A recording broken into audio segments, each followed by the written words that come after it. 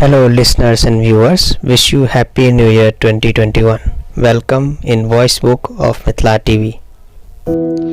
वर्ष 2020 हमर सभक महत्वाकांक्षा के संग प्रकट भ कतेको के मूड़ी कोट प्रस्थान क गेल।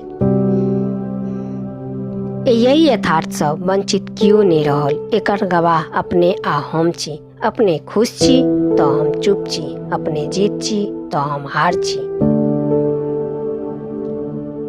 जे जीबैत छी तें जीत छी, जो खुश छी तो जीबैत छी। अपने खुश छी तो हम चुप छी। बहुत किछ भेल, किछ नीको भेल, किछ अदलाहो भेल।